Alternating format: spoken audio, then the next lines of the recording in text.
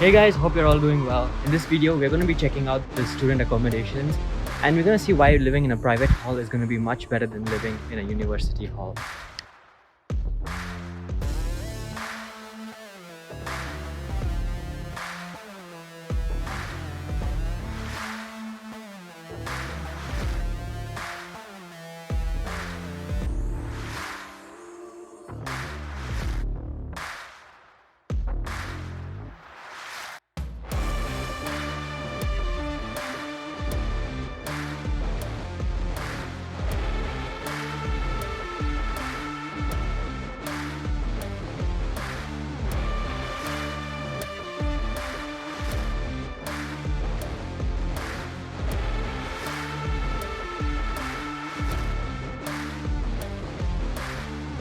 So we're first just going to walk around the private accommodations, and one of the main difference I would say is that the private accommodations obviously aren't associated with the university. A lot of them are independent. So when it comes to payment terms and all that, the uni halls normally adjust the payments around your student finance, whereas the private accommodations they just give you a fixed date and you got to pay it by then.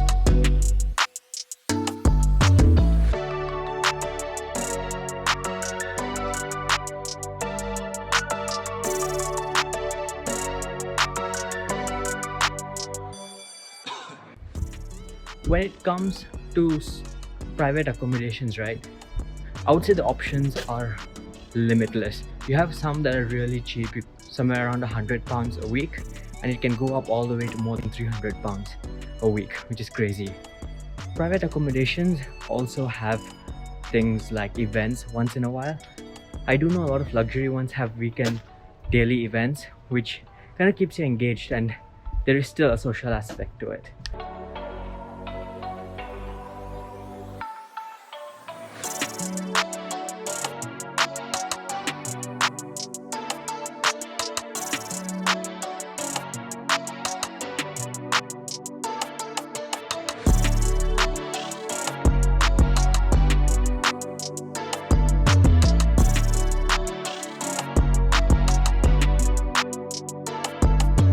Yeah, so this is Talbot Street. This is where most of the private accommodations are located, especially if you want to stay close to the city campus.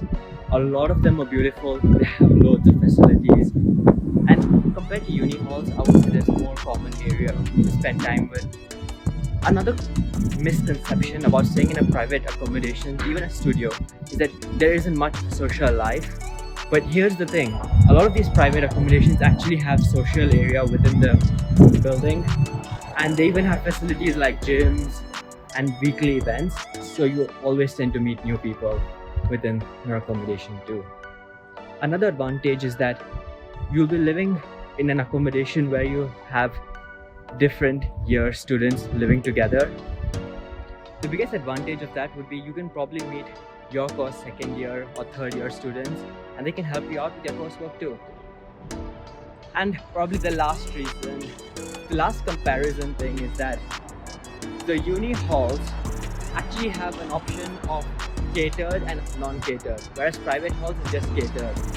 But even though the uni halls have the option of getting it catered, the thing is that the food may not always be what you like. So I'd say cooking is probably a better option to go. But if you're lazy, there's always food there if you take a catered accommodation. So that's walk around Talbot Street. Those are the accommodations.